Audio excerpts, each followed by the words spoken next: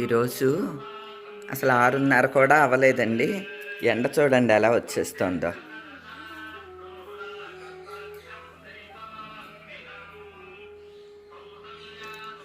రాత్రంతా వర్షం పడినట్టున్నది. ఉదయమే ఏమో ఎండ చూడండి ఎలా వస్తుందో.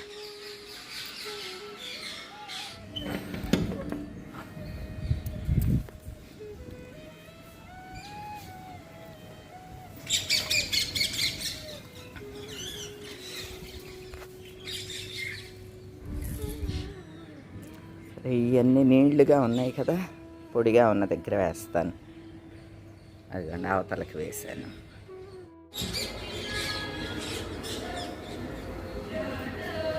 అయ్యా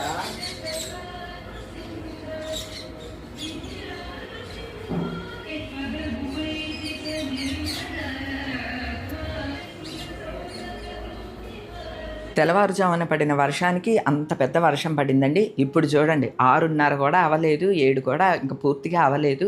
ఎండ దన్నదన వచ్చేస్తుంది అనమాట అండి. అంటే మాన్సూన్స్ వల్ల అలాగా క్లైమేట్ మనకి తెలియకుండానే మారిపోతూ ఉంటుందన్నమాట.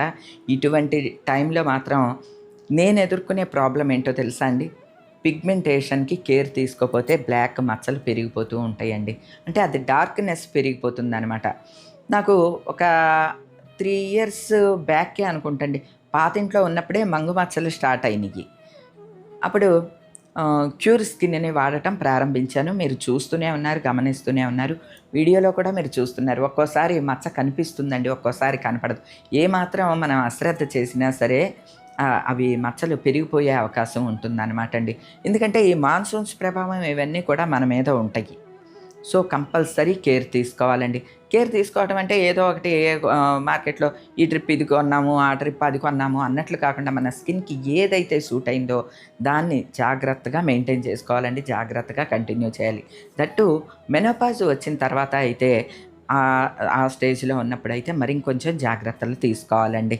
నేనైతే క్యూర్ స్కిన్నే ఫాలో అవుతూ ఉన్నానండి. అన్ని సంవత్సరాల నుంచి మీరు గమనించినా మీకు అర్థమై ఉంటుంది. ఈ క్యూర్ స్కిన్ ఇప్పుడు క్యూర్ యాప్గా మారింది కదండి. క్యూర్ యాప్లో అయితే మనకి ఫేస్, స్కిన్, హెయిర్ దీనికి సంబంధించి దేన్నైనా మనం ఫాలో అవ్వచ్చు. అయితే ఈ మంగు మచ్చలు అనేవి మాత్రం అండి, మంగు మచ్చలు కానీ లేదా పింపుల్స్ వచ్చి మచ్చలు వస్తాయి చూడండి, అవి రావటం త్వరగా వస్తాయి కానీ పోవటం ఓ పట్టాన పోవండి. కాబట్టి ముందు జాగ్రత్త తీసుకుంటే అవి పెరగవు అనే విషయం నాకు అర్థమైంది. ఎందుకంటే నేను వాడుతూ ఉన్నాను కాబట్టి అండి. అయితే మీరు ఎవరన్నా అనుకోవచ్చు, ఏమంటే మీకు అవసరమా ఇవన్నీను అని? అంటే ఖచ్చితంగా అవసరం అండి. ఎందుకంటే ఇదే మచ్చలు నల్లగా అయిపోతే వాటికి మనం ఎన్ని ట్రీట్మెంట్లకి వెళ్ళాలి, ఎన్ని పులుముకోవాలి, ఎన్ని చేయాలి. అసలు స్కిన్ బాగుంటే మనకు మేకప్ ఏం అవసరం ఉండదండి. స్కిన్ బాగుంటే చాలు. స్కిన్ బాగుండాలి అని అంటే, ఆరోగ్యకరంగా ఉండాలి అని అంటే మనం అంతో ఇంతో శ్రద్ధ పెట్టాలండి. ఏమంటే మహా అయితే ఈ క్యూర్ స్కిన్కి ఎంత ఖర్చు పెట్టి ఉంటానండి. దీనిలో అన్నీ వస్తాయి కదా, 4 వచ్చేస్తాయి. అంటే face wash, sunscreen lotion, moisturiser, ఇలాగా సిరము, అంటే పిగ్మెంటేషన్కి సిరము అన్నీ వస్తాయి కదా. మహా అయితే సంవత్సరానికి 2 కిట్లు అండి ఇవి పెట్టేది, నేను ఆర్డర్ పెట్టేది. ఎందుకంటే ఈ కిట్టు చాలా నెలలు వస్తుంది అన్నమాట. నాకు అది కూడా బాగా నచ్చిందండి. ఎందుకంటే మనం మనీ వైజ్గా చూసుకున్నా సరే ఈ కిట్టు మనకి చాలా నెలలు వస్తుంది కాబట్టి హ్యాపీగా వాడచ్చు. అది కాక మనకి ఏది అవసరమో అది వాడచ్చు. ఎండలోకి వెళ్తున్నామంటే సన్స్క్రీన్ లోషన్ వాడచ్చు. ఈవేళ ఇంట్లోనే ఉంటున్నాము, ఇంట్లో అయినా సన్స్క్రీన్ లోషన్ యూజ్ చేస్తాను అనుకోండి, ఇది పిగ్మెంటేషన్ కోసం ఈ సిరమ్ని యూజ్ చేస్తున్నానండి. అంతే, సింపుల్ అయిపోయిందండి. మన ఫ్యామిలీలో ఎవరికన్నా ఇట్లా స్కిన్కి ఏమన్నా మంగు మచ్చలు కానీ ట్యాన్ అయిపోవటం కానీ ఇటువంటివి ఏమన్నా స్టార్ట్ అవుతున్నాయి అని అంటే వెంటనే మీరు కేర్ తీసుకోండి. వీలైతే డెర్మటాలజిస్ట్ దగ్గరికి వెళ్ళండి. వీలవ్వలేదు అనుకోండి, నేను ఈ క్యూర్ స్కిన్ యాప్ వివరాలన్నీ కూడా డిస్క్రిప్షన్లో ఇస్తున్నాను. యాప్ని డౌన్లోడ్ చేసుకోండి. మీ ఫోటోని అప్లోడ్ చేయండి. మన ఫోటో భద్రంగా ఉంటుంది, కంగారేమీ పడక్కర్లేదు. ఫోటోని అప్లోడ్ చేసినప్పుడు ఆర్టిఫిషియల్ ఇంటెలిజెన్స్ ద్వారా స్కాన్ చేసి మన స్కిన్కి ఉన్న ప్రాబ్లము కనిపెట్టి ఒక డెర్మటాలజిస్ట్ ఒక కిట్ని సజెస్ట్ చేస్తే ఆ కిట్టే మనకు వస్తుంది కదా, అది ఛానల్లో వస్తుంది కాబట్టి వాడచ్చు. ఒక కిట్ తెప్పించుకుని చూడండి. బాగుంటే కంటిన్యూ చెయ్యండి. ఏమంటే ఆర్టిఫిషియల్ ఇంటెలిజెన్స్ అని ఇప్పుడు అంటున్నారు. ఇది 4 ఏళ్ల క్రితమే క్యూర్ స్కిన్ ఆర్టిఫిషియల్ ఇంటెలిజెన్స్ ద్వారా నేను ఫోటో పెట్టినప్పుడు నాకు వెంటనే అర్థమైపోయిందండి. ఈ మచ్చలు చూపించింది. అలానే నాకు ఇక్కడ చిన్న గుంట ఉంటుందండి, చిన్న గుంటలాగా ఉంటుంది, అది కూడా చూపిస్తుందండి. అమ్మో! ఆర్టిఫిషియల్ ఇంటెలిజెన్స్‌లో అన్నీ క్లియర్‌గా కనిపెట్టిందనమాట అని అనుకున్నా. దానికి తగినట్టే కిట్ పంపించారు. నాకు చాలా బాగా సూట్ అయిందండి. అందుకనే నేను చెప్తాను అనమాట. మీకు ఎవరికైనా ఏదైనా ప్రాబ్లమ్ ఉంటే రైజ్ అవుతూ ఉంది అని అంటే వెంటనే కేర్ తీసుకోండి. ఓకేనా అండి? ఈ వివరాలన్నీ కూడా డిస్క్రిప్షన్‌లో ఇస్తున్నాను కదా! ఒకసారి చెక్ చేసేయండి.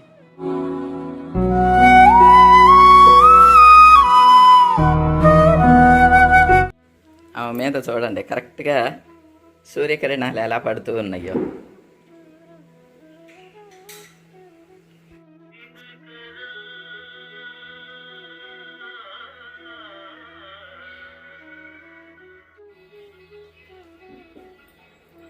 పూజ చేసుకునేటప్పుడు ఆనందంగా చేసుకుంటామండి, ఇవన్నీ పెట్టుకుని.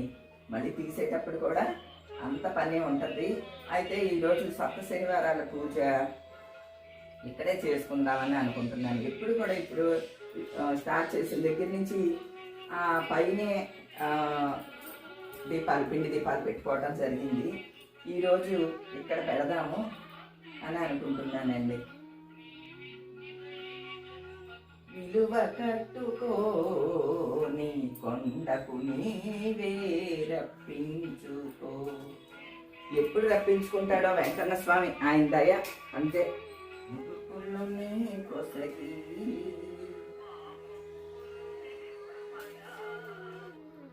ఈరోజు వరలక్ష్మి అమ్మవారిని పీఠం నుంచి కదపకుండానే ఇక్కడ పూజ చేసుకుంటున్నాను.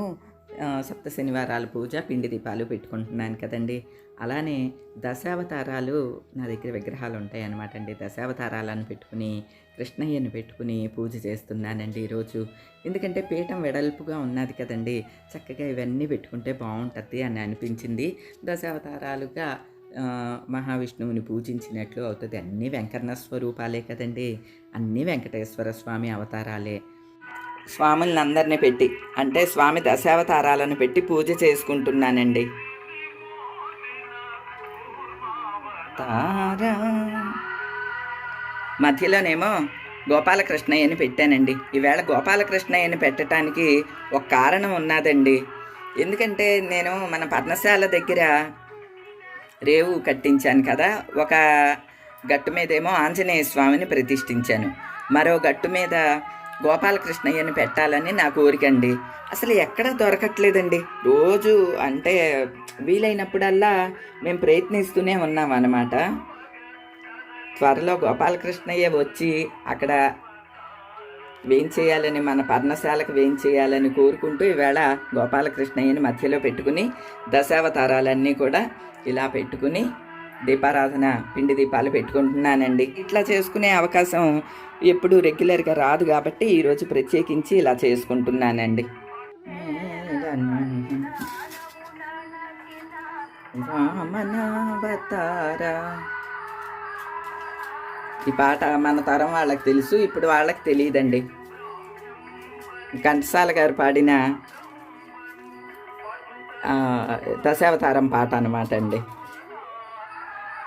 కాళీయము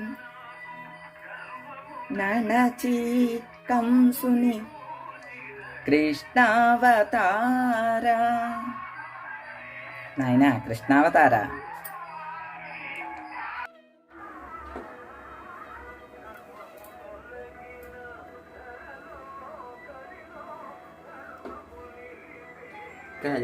కల్క్యావతారా అదమేతో ప్రేతమేతో తెలియనైతిని.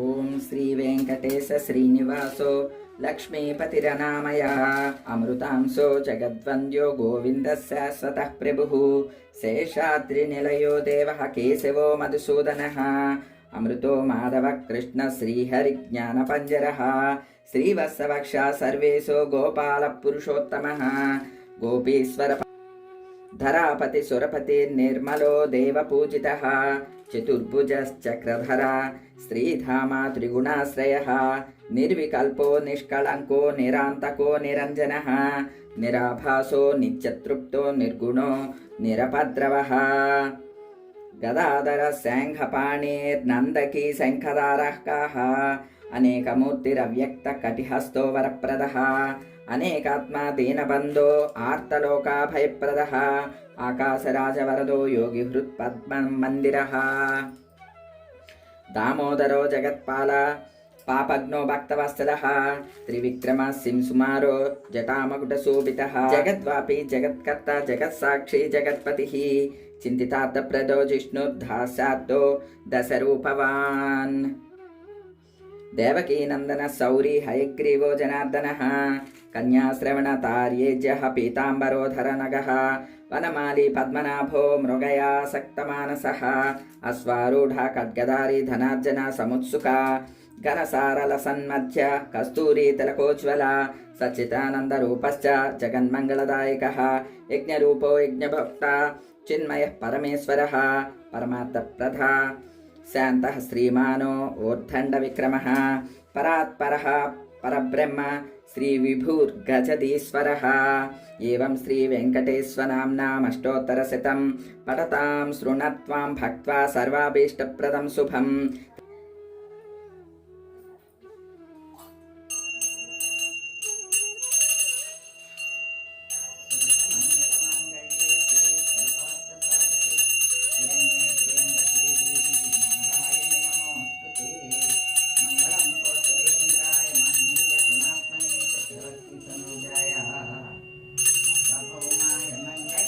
కొన్ని నెలలుగా సప్త శనివారాల పూజ చేసుకుంటున్నా అండి. ఈరోజు చేసుకున్న పూజ చాలా విశేషంగా అనిపించిందండి.